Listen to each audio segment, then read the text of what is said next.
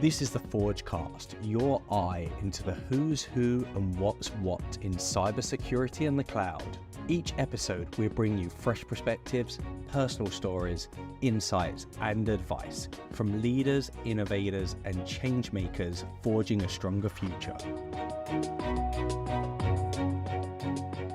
Okay, welcome to the Forgecast. I'm Ernie, your host, and I'm pleased to have with me today a cybersecurity startup builder, product leader, advisor, and investor, Ross Haleliuk.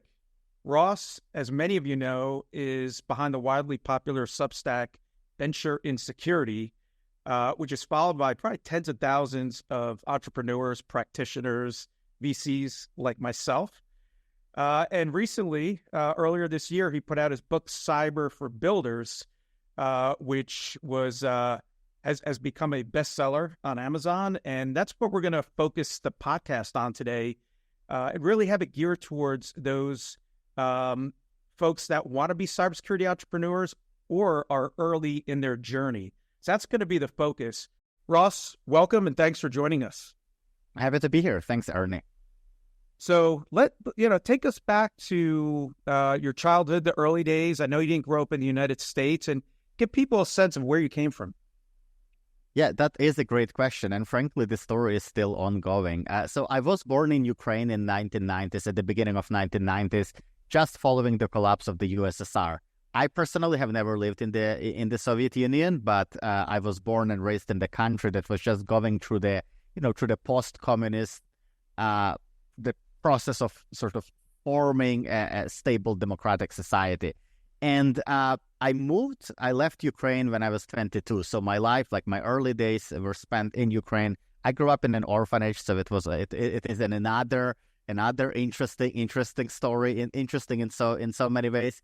And then I grew up in a very small town. I grew up in a town of about 10,000 people. So my childhood, was spent around, cows and the horses and all the other animals that I haven't probably seen for many years at this point of my life. Yeah, so it was a very interesting childhood. And then I ended up moving to Kyiv, to the capital of the country for my university. I studied history, specializing in the history of Russia. So it was also like totally unrelated to technology, totally unrelated to anything I'm currently doing. And I want to say that all of those experiences and my early days have taught me that you have to play the cards you're dealt. Like you have to do the best with what you've got. And at the end of the day, you have to be able to take risks. You have to be able, to try new things. And what's the worst that can happen? When you've been through the experiences that, in the hindsight, feel incredibly low or feel incredibly basic, that you can totally take risks. And as long as you have a place to live, as long as you have people around you that you have a good connection with, everything else just doesn't matter. So it taught me this risk taking.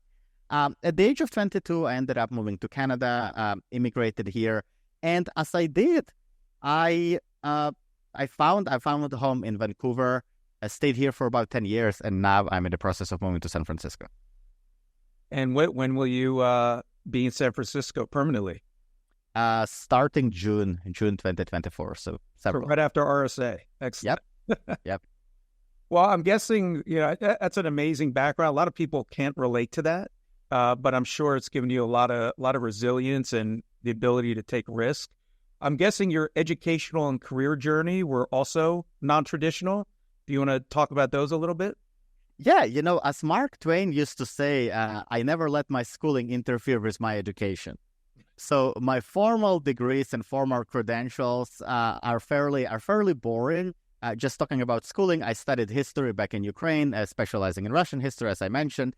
And then when I moved, I did a diploma in project management, and then I studied business and technology management. So the formal credentials were mostly on the side of, I want to say, liberal arts followed by business. But a lot of the learning and a lot of the skills that I currently and use on the day-to-day were learned by me just pursuing different side projects, talking to people, reading, like doing some things on the side, and not exactly by the formal education. I still do believe that formal education is important, but at the same time, what I don't believe is that your life and what you do in life has to be defined by, whatever it is you do for 4 years when you were 17 or 21. That's just not reasonable to me. Good. 3 more. Yeah. And at the time, like when I back in Ukraine, I thought I'm going to go into politics, and that was the plan, and that was something I wanted to do all along. And then after moving to Canada, a few things happened. First, I realized that my dreams, my passions, my desires, ambitions, and everything surrounding it were formed in a different environment. And as the world has become bigger, I have to enlarge my dreams, and I have to think bigger and do bigger things. I learned a lot about myself, and I came to realize that I don't really like zero-sum games. And so what I mean by that, if you look at academia, if you look at politics, if you look at some of those fields, one person winning always requires another person to lose. And I just don't necessarily enjoy it. What I like more is the kind of games where, such as business, such as technology, where, such as like in investment, where you can have multiple winners. Like you can win, but also other people can win with you. And so that's something that really attracted me to business and technology specifically. And I wanted to be in a place where I can quickly learn, where I can quickly iterate, and I can grow super quickly, even if I get started with nothing. And so in some areas, such as law or diplomacy or politics or many others, there is a lot based on the relationships. And if you grow up in a different society, if you build your network elsewhere, you don't really get to benefit from that work you did. But in technology specifically, as long as you can drive results, as long as you can do something innovative, as long as you can, get the revenue up, it doesn't really matter where you come from. It doesn't matter like what accent you speak with. And so that's why technology really spoke to me. I think you may have another book in the works there that helps entrepreneurs. That was well said. So your day job right now, you lead product at LimaCharlie. You want to touch briefly on that, and then we'll jump into the book. Yes, so I do. I am a head of product at LimaCharlie. I've spent the past decade of my career focusing on product management, worked at different industries, starting from retail, wholesale, financial technology, e-commerce, and then and ending up in cybersecurity. It's been a fantastic experience. I think what I said to myself several years ago was that as long as I'm being paid by a company to do some work, the only work I'm interested in doing is either operations or product management, because both of those are broad enough for you to be able to leverage different skills and have a good balance between the strategy and execution. But at the same time, they're also specific enough and they give you the right amount of ownership to truly drive the results. Product is fascinating. Building products in cybersecurity is even more fascinating and I want to say harder and somewhat more unique compared to many other industries, and definitely looking forward to continue doing it. Excellent. So about 2.5 years ago, you started Venture in Security, and that's how many of us kind of met you, right? Remotely, if you will, and it's become wildly successful and popular. And what was the motivation to start writing that? I never planned to have a newsletter. Like, although many people, and although we have actually met through the blog and through Venture in Security, it has never been an area of focus. It has never been something I wanted to do. Instead, it just happened, and the way it happened was quite interesting actually. When I ended up in cybersecurity, what I understood very quickly was that I need to build a foundational understanding of how the industry works. I need to understand what are the different players. I need to understand what are the different, how do investors interact with cybersecurity startups. I need to understand what are the different go-to-market strategies that have been successful or have not been successful in the industry. And really, I wanted to get to the bottom of how the business side of security functions. Mm-hmm. What surprised me at the time was that although there was a lot of great in-depth material about the technical side of the industry, there was much less about the business side. Sure, some analyst firms such as Gartner and Forrester do some work in that space, but even in their case, the focus is mostly on specific product categories and much less so on the dynamics in the space that are a bit higher level. And so probably after 4 or 5 months in the industry, I was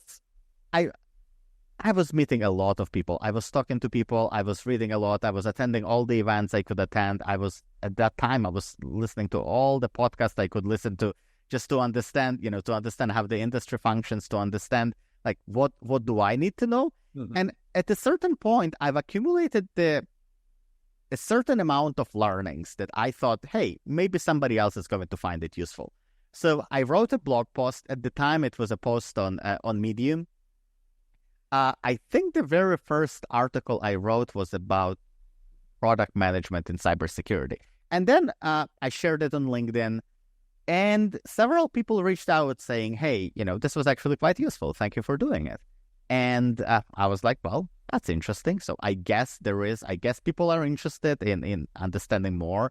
I guess there is a demand for that business level insights about the industry. So a few weeks later, I wrote another article, and I sort of did the same thing, right? Posted it on Medium, reshared it on LinkedIn. At the time, I don't even think I had the Twitter account, or at least not an active one. And one thing led to another, and after several months, I sort of end up in the place where I had a blog. People expected for it to be a regular blog, so I just moved it to Substack and started a weekly newsletter. Called it Venture and Security for several reasons. One, at the time, I was quite interested in the VC space. Thinking if that's maybe something I would be interested in pursuing sometime in the future. But also, I was quite fascinated about the investment and the startup ecosystem. Ultimately, ended up deciding not to pursue the VC direction for many reasons, and really double down on my operator background.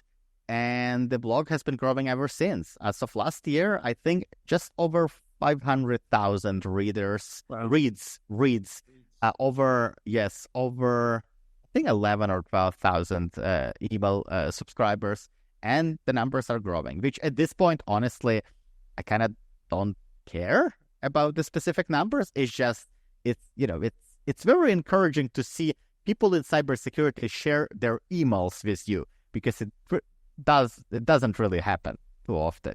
Everybody uses ad blockers. Nobody wants to share anything about themselves. So that's quite fascinating. Ironically, when I was prepping for this interview this morning, an email pops up from Venture and Security. So you're putting out material all the time, which I started laughing to myself. I'm like, he's putting things out at 7 a.m. here.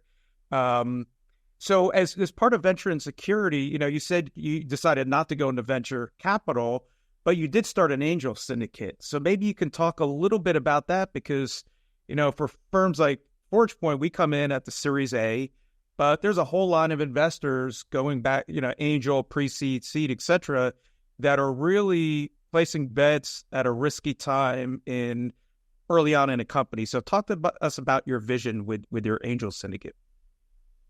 Yes, so about a year and a half ago, myself and a good friend who is a former security engineer at Expedia and now a CISO at a cybersecurity startup, we've been talking a lot about the innovation in the industry and debating where will the next wave of innovative cybersecurity startups come from.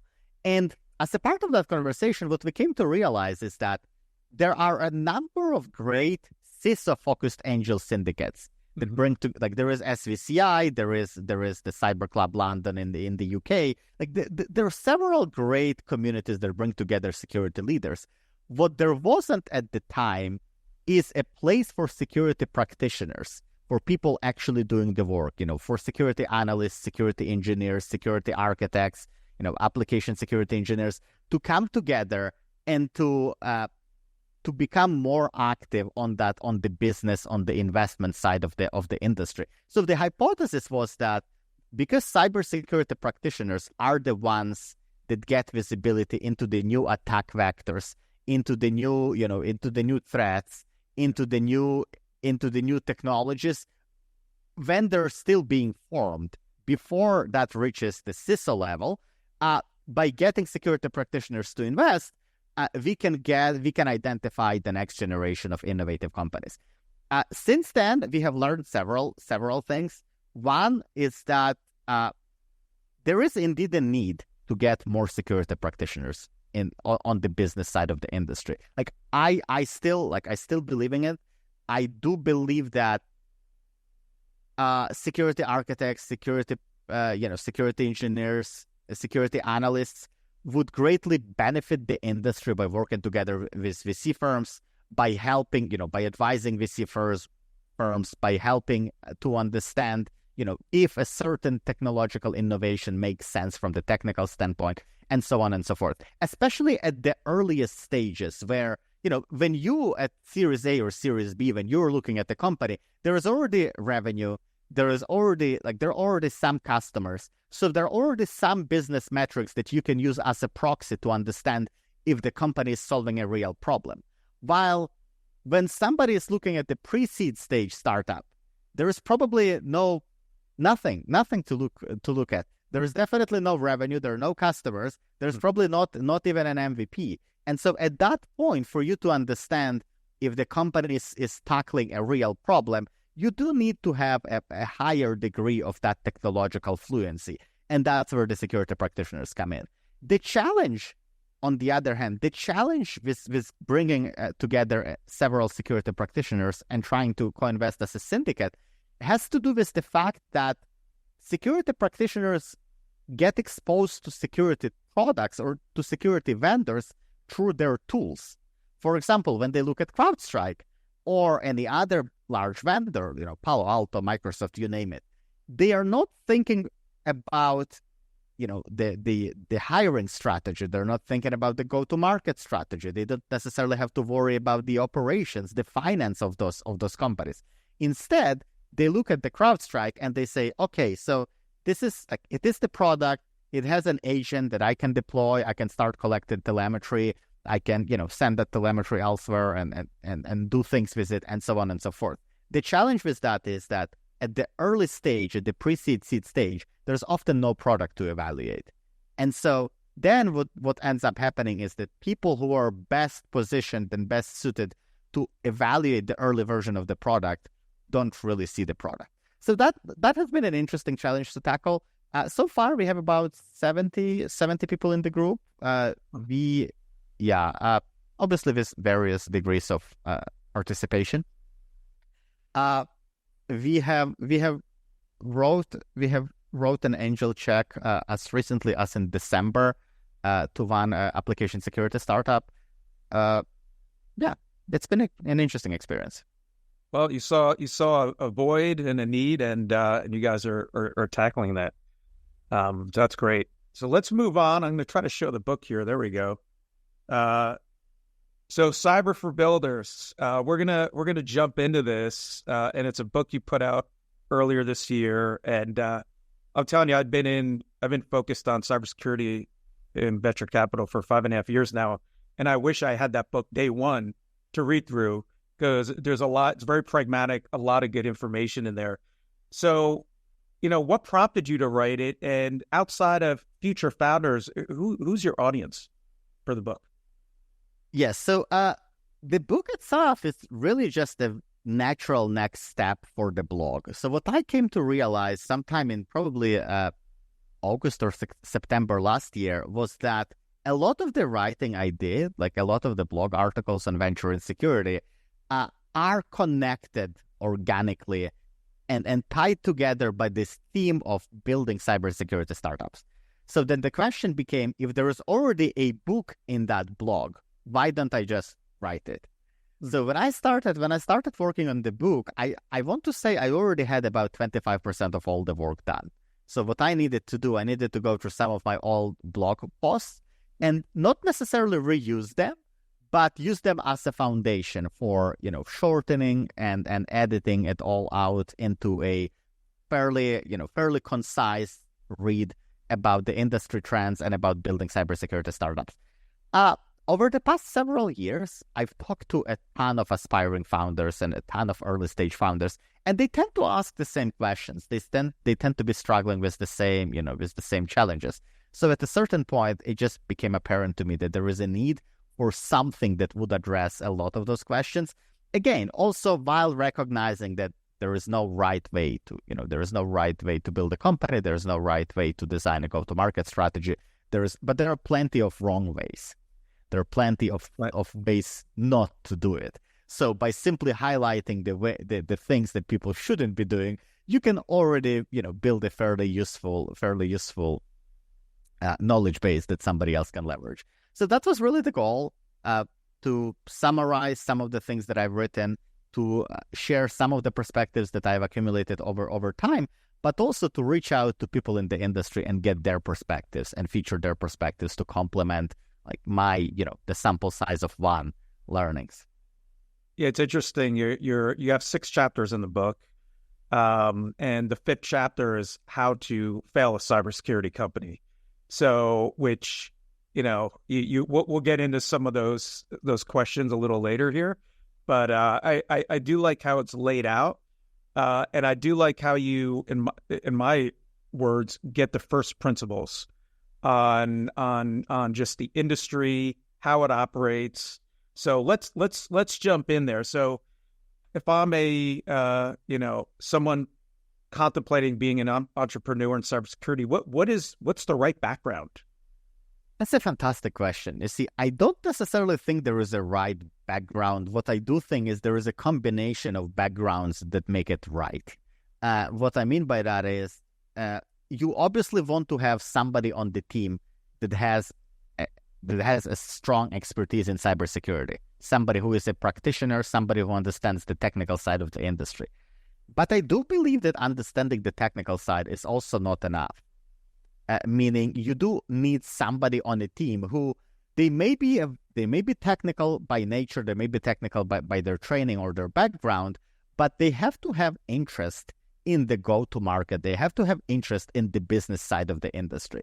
And sometimes people who have done engineering for several years, and people who studied computer science and worked as software engineers do have that natural interest in the business side, but sometimes they don't. So having the right composition of on the founding team is incredibly important. There is a lot to be said about having somebody who is able to build the product, having somebody who understands cybersecurity, and having somebody who understands the go-to-market and who is interested in focusing more on the business side of things. Aside from it, I don't genuinely believe in solo founders in cybersecurity. I know, again, there's some great examples of people who are able to pull it off, but the way I think about startups is that from day one, you have the odds stacked up against you. So the question becomes, what could you be doing to increase the chances of success and reduce the chances of failure? And for me, if you're starting on your own, it increases the chances of failure because there is simply too much work for one person to handle. Obviously, I don't necessarily mean just the co-founders. If there is a solo founder and several founding members that they have great relationships with, that can compensate for the absence of co-founders. But in general, it's incredibly important to have people that founders can talk to, can brainstorm with, can disagree with, and ultimately come up with better decisions. Yeah, I couldn't agree more on that. We see everything from solo founders. I've seen 5 founders. So if I'm someone looking to start a company, how do I go about finding the right partner or 2 or 3 to co-found the company with? You hear about founder dating. Any advice in that process? Yeah, I think it largely depends on where it is in the world that you're located and how does your ecosystem look like. if you're somebody who lives in in Tel Aviv or in San Francisco in the Bay Area, the amount, or in New York for that matter, or even in places like DC, the amount of support and ecosystem and resources in the ecosystem that you can get access to is actually fairly high. You can reach out to people like Forgepoint. You can reach out to any other VCs in your network and ask for introductions, assuming that you don't really have anybody close in your network.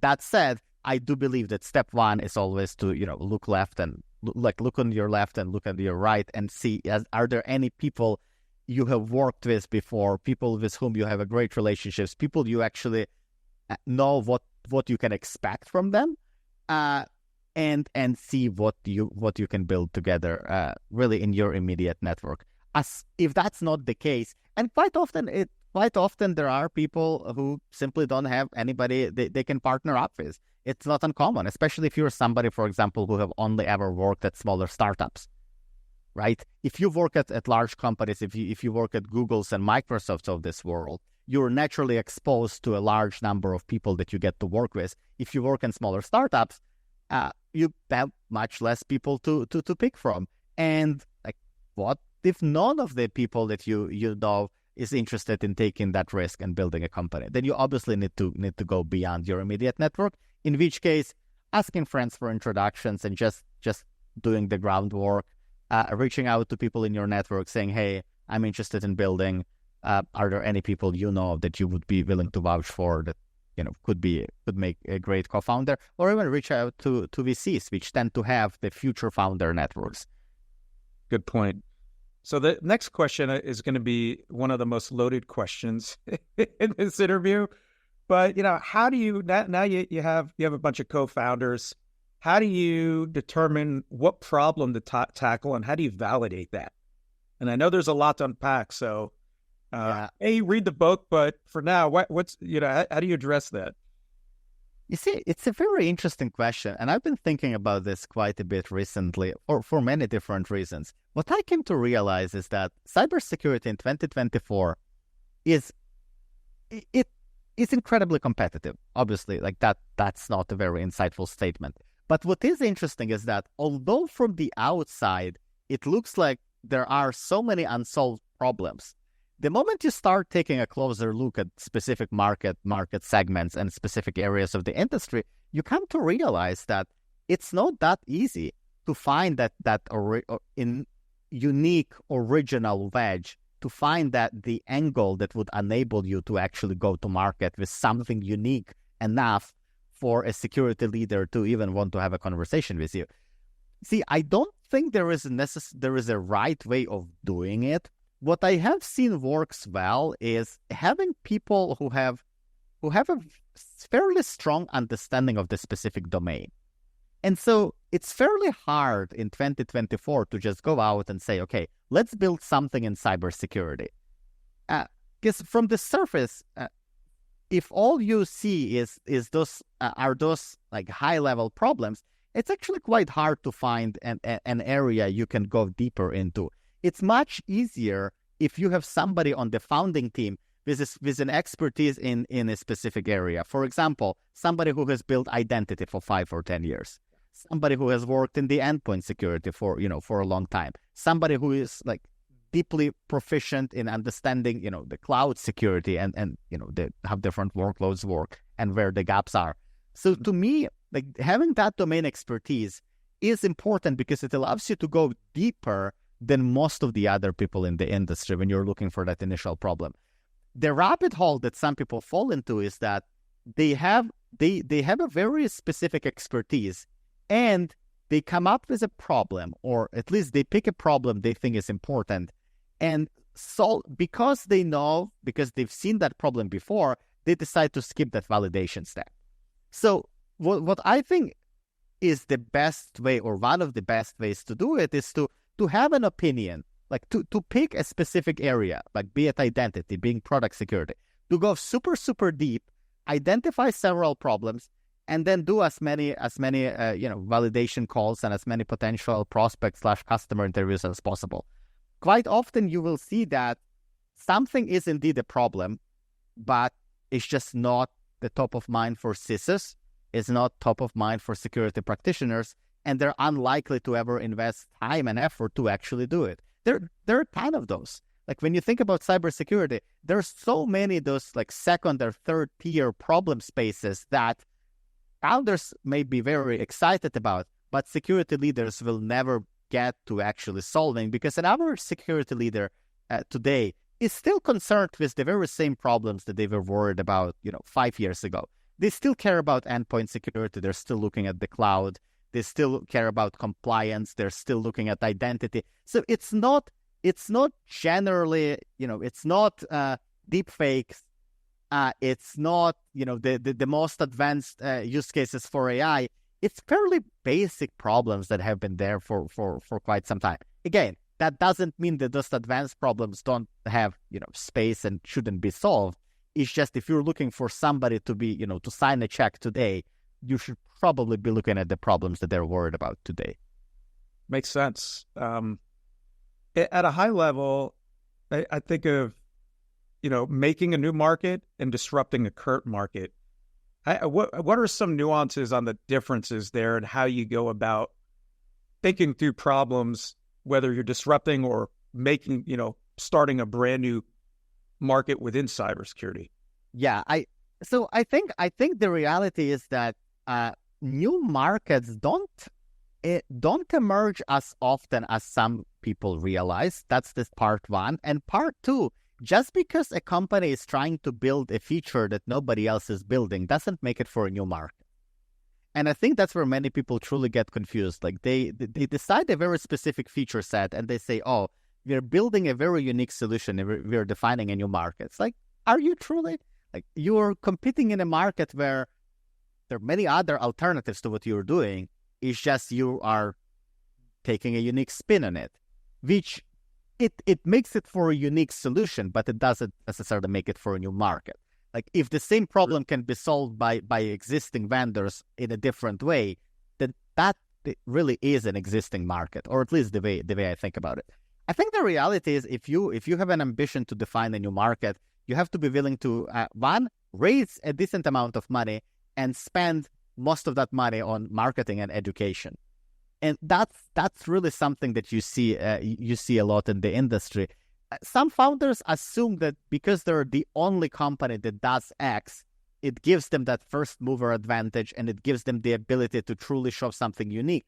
Well, the reality is that until you have several companies taking a stab at the same problem space and attacking it from different angles, you simply have to invest too much marketing money into educating customers. So like even today, like with AI security, if there was only one company trying to do AI security, it would have been fairly hard for that one company to educate the market about the problem. But because there are multiple companies who have all raised a good amount of capital and who are all going and trying to educate buyers, like the compound effect of that market education allows each of those companies to benefit from it. So the way I would think about it is that the vast majority of the founders, especially the first-time founders, probably have a better chance at making an existing market category better compared to trying to define a new market category. Again, that's not always going to be true, but the amount of evangelism, the amount of marketing, the amount of speaking at conferences, organizing events, for you to get security buyers and leaders to understand a new problem space is actually non-trivial. At the same time, if you have to convince a security leader that they have a problem, you're already at a disadvantage, right? Because they're going to be paying attention to the problems that they know about first before allocating time to educate themselves on new problems. Again, none of those are hard rules, but at the same time, if you look at if you read some of the reports about what CISOs are paying attention to in 2024, it's still mostly very similar to what they were paying attention to 5 years ago. Yeah, I couldn't agree more. And there is that sense of first mover disadvantage, which you alluded to. And we've seen that play out time and time again. I think that'll continue. So, putting your product manager hat on, if I built products for non-cybersecurity things, B2C, consumer stuff, whatever the case. How is building in cyber different than building in all those other disciplines? Okay, is it just, is it same skill set, or what are the nuanced differences there? It is a great question. And I think it's also a very timely one, because the reality is that when we talk about product management, we often think about product management from the perspective of, the best practices and, A/B testing and some of the other approaches that we tend to hear about from the Bay Area consumer-focused companies. So, and I genuinely believe that if you look at the product management as a discipline, you will come to realize that the vast majority of best practices come from the consumer space. When people talk about, you can launch a product and then you can do some A/B testing to see what works better. You don't really do A/B testing in cybersecurity, because the scale of customer deployment is so small. You may have like 4 enterprise customers that are in total, amounting to like several millions in ARR. You simply don't have enough the pool of people for you to do that A/B testing. But in a more broader sense, I think the skill sets are still very similar. You need to be able to understand the market, right? You need to be able to talk to customers. You need to be able to ask questions in such a way that that you get an answer that doesn't just confirm your biases, but instead an answer that results in you gaining some unique understanding of the problem space that you didn't get before. You need to be able to do customer discovery. You need to be able to prioritize ruthlessly, because there's so many conflicting feature requests and so many conflicting ideas and perspectives that you will get. What I do think makes cybersecurity different is that in cybersecurity, buyers and users are less interested in talking to prospective vendors. I remember, and this is a personal observation, I remember when I was working in the mortgage technology space, I would reach out to a mortgage broker and say, hey, mortgage broker, I'm building a tool for mortgage brokers. I would absolutely love to get your perspective and understand like what are some of the problems you're experiencing so that we can solve those problems. And an average mortgage broker would actually respond to those cold emails on LinkedIn or via other means, because in their mind, when they're talking to a technology vendor, they're talking to somebody who can take the problems they have and solve those problems. Like, how awesome is that, right? So that means they can get their perspective onto somebody else's roadmap, and as a result, they can see their problems solved by a vendor. In cybersecurity, an average security buyer is so overwhelmed with the amount of other work they have to do that they're not exactly excited about talking to product teams. Even if your intent is to not sell anything, but to still just have a conversation and do a customer discovery, the vast majority of security teams will simply not have the time. When they do find the time, what you realize is that every single company does security differently. And so because everybody does security differently, what they believe is the right way to do security is also going to be different. So you're going to get, 55 different feature requests and 55 different ideas that all conflict with one another. And you have to be able to find a way to still, identify that common ground and still build something that is going to be universally valuable, universally useful.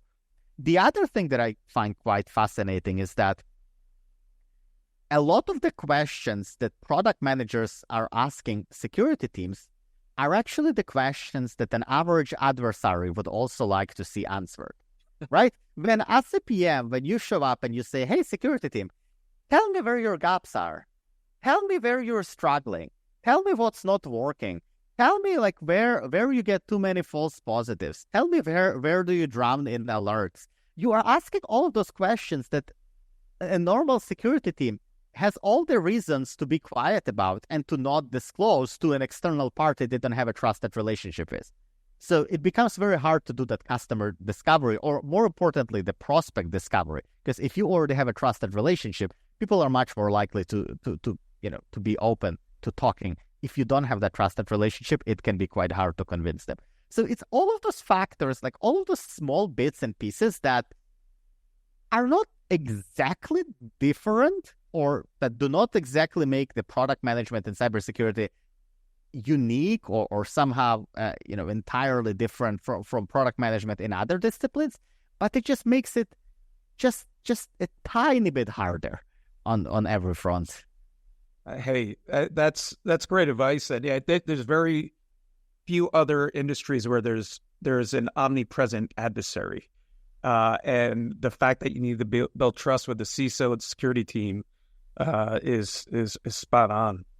When you think of business models versus technology, what's some advice there? Because when we look at the market, we think of there's enterprise customers, there's mid-market, there's SMB, and there's different go-to-markets for each of those. And the product could overlap two of those, but usually you don't have a product that encompasses all three of those. So kind of how do you think through that? Business models versus technology. At the end of the day, I do believe that the companies that win are the companies that solve real problems in the way that is differentiated enough and that allows them to acquire enough customers and actually grow and prove their model.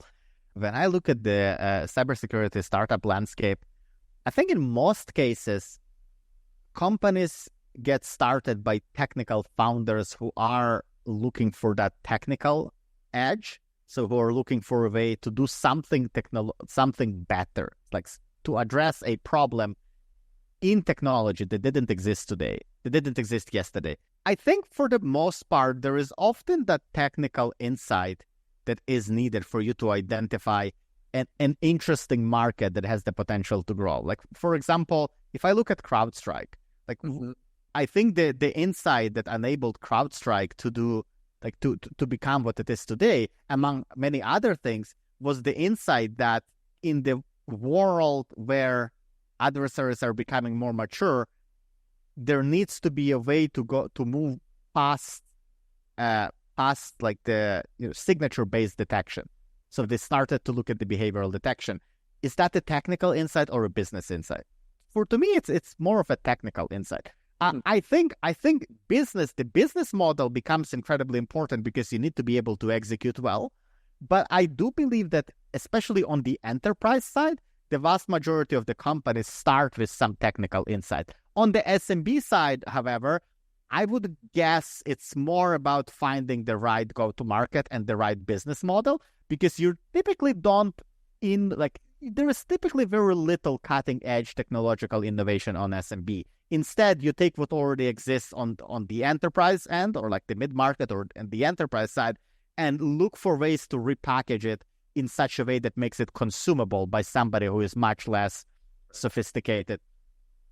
That said, I don't think there are many companies who were able to crack the SMB market. Huntress is definitely one example. But aside from Huntress, if you are looking at the venture scale SMB-focused companies, I would be hard-pressed to find many of them, right? So it's usually the mid-market or the enterprise. Yeah, no, it is challenging, and it comes down to your go-to-market in SMB and leveraging channel partners, which we'll get into channel in a bit here. So I don't want to dwell too much on this, but you have your angel syndicate. So a founder has found some other founders. They've started a company. They've figured out a problem set. From a fundraising perspective, should they go with a sector-focused VC? Should they go with a generalist? Should they go with a mix thereof? You made a comment in your book that sometimes sector-focused VCs miss enterprise trends because maybe we're so myopically focused on the cyber industry. So elaborate on those two areas for us. Yeah, at the end of the day, I do believe that when it comes to deciding what investors you want to work with, you really have to talk to the founders of the VC firm to understand their value proposition, but more importantly, to see if there is if those are the kind of people you would be happy to work with for the next 5, 10 years. I do think that quite often many founders get too hung up on the brand name, while the reality is that, with some exceptions, VC firms tend to have a fairly similar value proposition. It's just some are much more hands-on and some are looking to be active, like do some introductions, help with fundraising for the next round, help with hiring, and so on and so forth, while others are much more hands off. And the reality is that I think it's going to depend quite a bit on the founders and what they're looking to get. Like, right, if the founders themselves have a very strong domain expertise, and what they're looking for is an insight from somebody that has built companies in other spaces, it may make sense to look for more of a generalist VC. That said, I do believe that at the earlier stages of the company, it frequently or usually makes more sense to work with sector-specific investors for many reasons. One of them is that that's the time where you really benefit from having those CISO networks the most. That's the time when you benefit from having that domain expertise the most. And then once the company is scaling, it becomes almost inevitable that you want to get out of that sector focused VC ecosystem. But to start, that's also where VCs have the highest chances of being able to understand if what the startup is building makes sense, right, for that specific market, because they have seen many similar companies trying to do the thing over time with various degrees of success. In general, I would say like an average founder has to be able to understand like what are some of the gaps that they're trying to fill, and what beyond money, what beyond capital they would be getting from a specific VC, and whether or not a certain VC firm is likely to be a good partner over the long term. That said, whether it's generalist or sector-specific VCs tend to add much more value at the earlier stages of the companies, like pre-seed, seed, Series A, and so on. And then as you go later stages, you have to have VCs with larger amounts of capital, and those tend to be more generalist VCs. Yeah, even in the same way, I think about angel syndicates, right? Where you don't necessarily, like, the question isn't like who is more likely to invest in your startup. The question is, who do you want to have on your journey, and given where you are in your journey, who is much more likely to be useful and add value. Yep. Okay. Makes sense. One of the stats you have in your book, which I didn't realize it was as high, is that 9 out of $10 in security spent with channel partners, through channel partners. So the power of the channel is extremely strong, whether it's a 2-tier model, 1-tier model, what have you. So, what makes a great channel partner? Because we've seen it work really well, and we've seen companies struggle with it. So what makes a good channel partner? I think the reality is that channel partners require a lot of investment from startups. They require a lot of attention. They require a lot of focus. And many founders assume that simply because they get an agreement signed with a channel partner, they'll suddenly start getting deals. Well, in reality, that doesn't typically happen. So what I have seen works quite well. And frankly, that's how I typically think about channel ecosystem in general, is that founders start by trying to sell direct. They accumulate enough early customers for them to be able to go to the channel partner and say, look, like, people are actually buying what it is that we offer. And so there could be an opportunity for us to collaborate. There could be an opportunity for you to make money by selling our product. But before that becomes possible, a few things have to be true. One, the startup has to be at the point where it can bring several deals to the channel partner to show that there is indeed that potential for revenue generation. But also, it often is necessary to even rebuild the product and change the product in such a way that there are individual SKUs the channel partners can actually sell to their customers. There is a lot of enablement, a lot of sales enablement, and a lot of support that needs to happen on that end as well. Because again, channel partners are not experts on the specific startup's product. So in order for them to be able to sell it, it needs to be accessible. It needs to be easy. It needs to follow their existing established processes. And quite often, it's the other reason why it's not that easy to make work is because that channel is a fairly competitive space, and channel partners have all the right business reasons to resell the products that they know and they have known for quite some time. They have all the financial incentives to resell products that are not necessarily the cheapest, because their commission percentages is higher.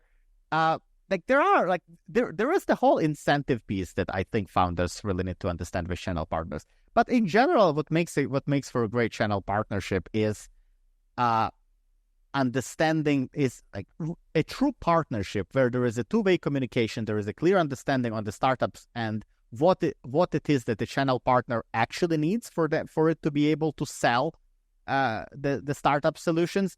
And there is also an understanding on the channel partners and what it is that the startup offers and how it is actually differentiated against all the other tools that they already have in their stock. That's great advice. Yeah, I think a lot of founders go into it without understanding the incentive structure on the other side, and that leads to bad things. Does product-led growth work in cybersecurity? I knew you will go this far. See, I don't know if product-led growth works in security. I think that building products in such way that incentivize security practitioners to evangelize about those solutions, to try them in your home environment, to talk about them at B-sides, to talk about them at other conferences, certainly helps companies to get some additional eyeballs and to get the word of mouth going. Does it mean that you can build a business by offering self-serve? I don't believe that's the case. I absolutely don't. The reality is that it's such a competitive market, and an average buyer is really going to struggle to understand the value proposition of a specific product and how it compares to another product. So you often need to have that salesperson explaining how this product fits into the broader enterprise ecosystem, how it's actually different than everything else, and what value does it offer. It's quite hard with security tools for multiple reasons. On one hand, security products tend to require a fairly privileged or sensitive access to a certain environment before they can start, showing some value. So if you are, for example, a code scanning tool, what are the chances that you can get an enterprise to connect to its production environment so that you can start surfacing some findings? The chances are fairly low, because that is not how enterprises work, right? And before any security tool can be adopted, or before any security tool can even go through a POC, there has to be a security review, there has to be a compliance review, there has to be somebody signing off on this tool and saying that yes, we're willing to move forward with a POC. And that just doesn't happen as simply as creating an account and adding the credit card and just starting to pay.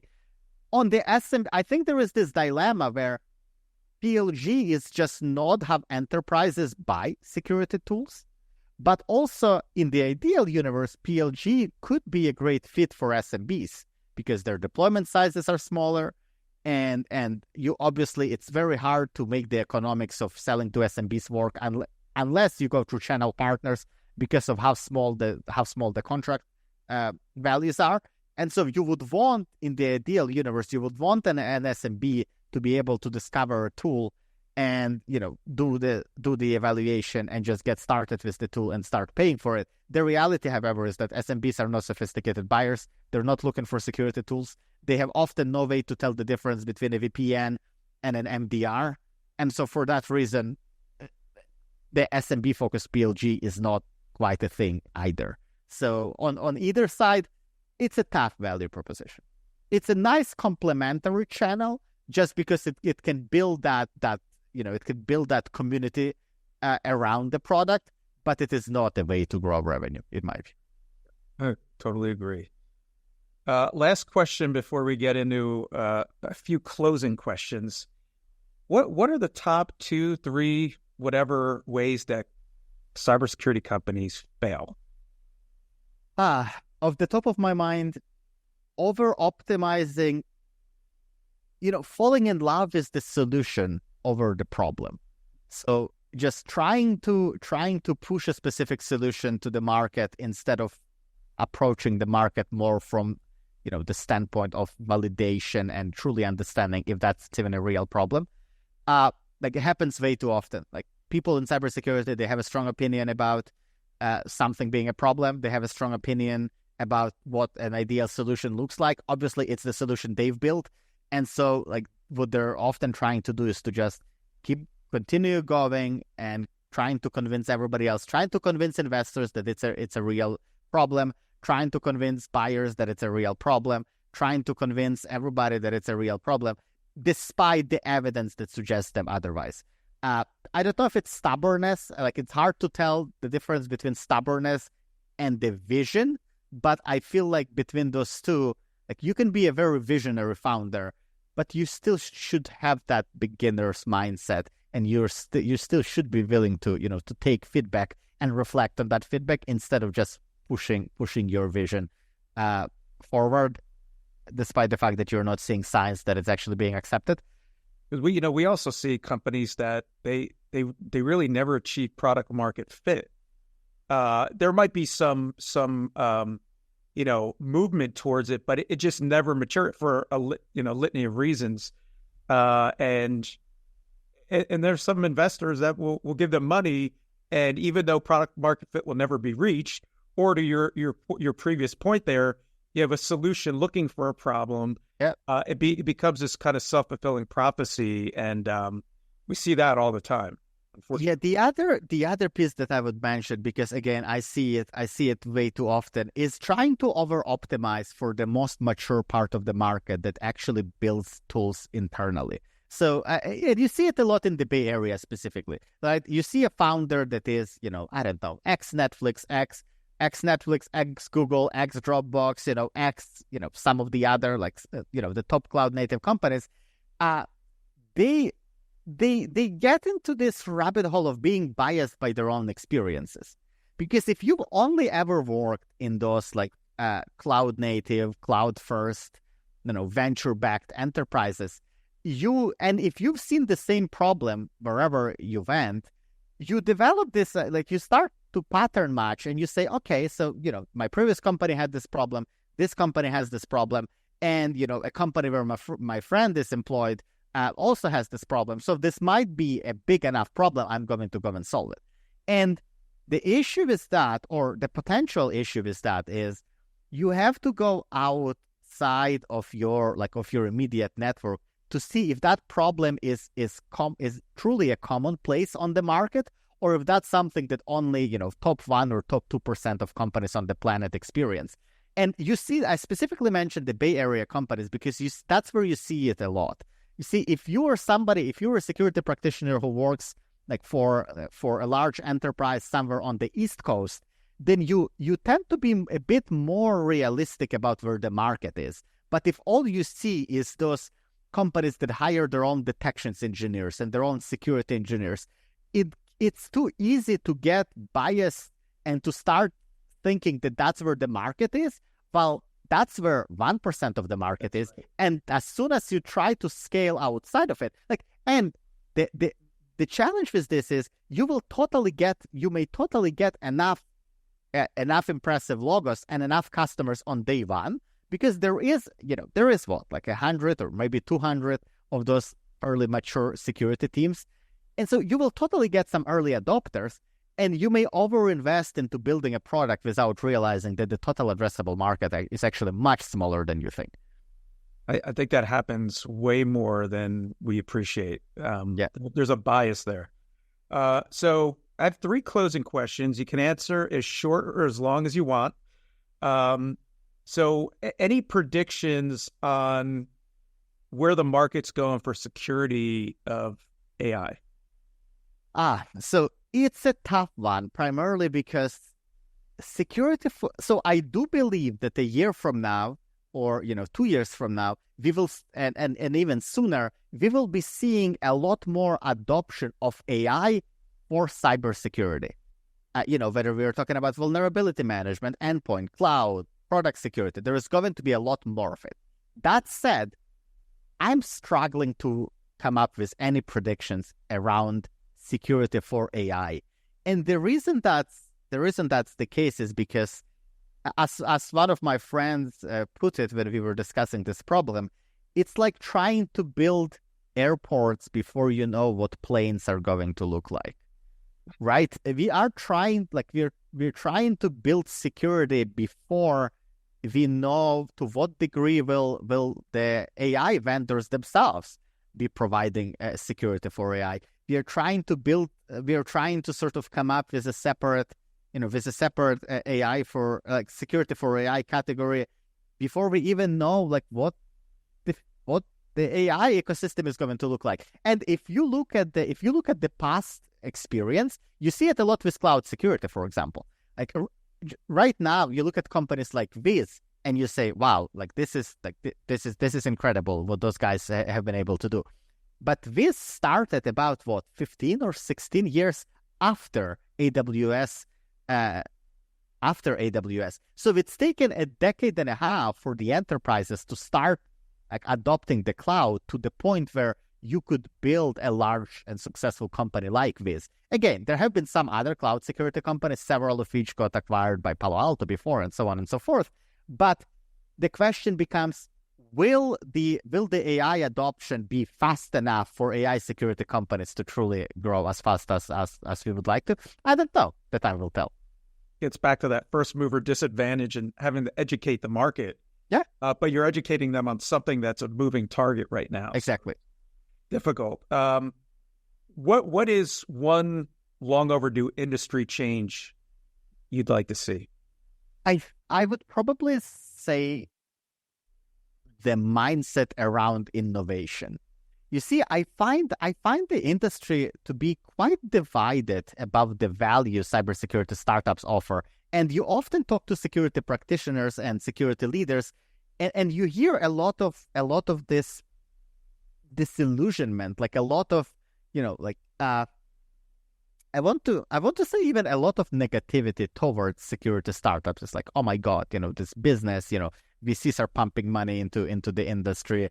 There are so many startups. Like, I want us to be more welcoming towards innovation in the industry, because the reality is that the number of cybersecurity attacks is only growing. The complexity of different environments is only growing, and we need more security people. We need more security practitioners to be willing to take risks, to be willing to propose different ways of solving a problem, to be willing to go out and say, look, there is actually a better way, and this is something that I've built.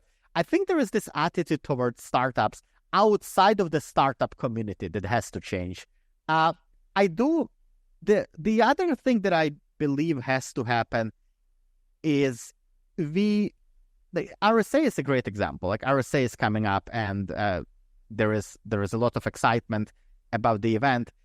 I wish to see more people who are not security practitioners talking about cybersecurity.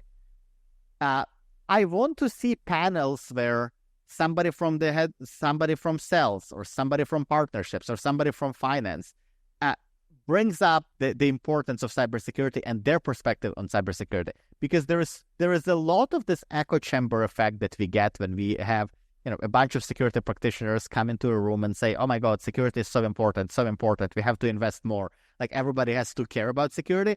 But I feel for all of those things to become true, we need to get people who are not security practitioners to echo that message, to amplify it, and to spread it across the organization. So that's another wishful thinking that I have. Well, yeah, it's ironic you answered the question the way you did, because I was going to end the podcast here with a quote from your book, and I think it ties all that together. So what you have at the end of your book, you say, we need people crazy enough to do the work to push the industry forward, but smart enough not to get stuck in the echo chambers of investors, power users, and those who think that the industry will look the same in 20 years, just with more consolidation. We need doers, we need dreamers, and we need builders. So I think that sums it up. So on that note, Ross, thanks for writing this this book for anyone that's thinking about starting a cyber company or is early in their journey, or you're an investor, what have you. You should read the book. It's on Amazon. And thanks for your continued contributions to the ecosystem. Thank you so much. It's been a pleasure. All right. Best of luck in 2024 and beyond. Thanks. Likewise. Thanks, Ernie. Thanks for tuning in to today's episode. Subscribe to the Forgecast, which is brought to you by Forgepoint Capital. We're a leading cybersecurity and digital infrastructure venture capital firm that invests in exceptional teams protecting the digital future. To learn more about Forgepoint, visit forgepointcap.com or find us on LinkedIn and Twitter.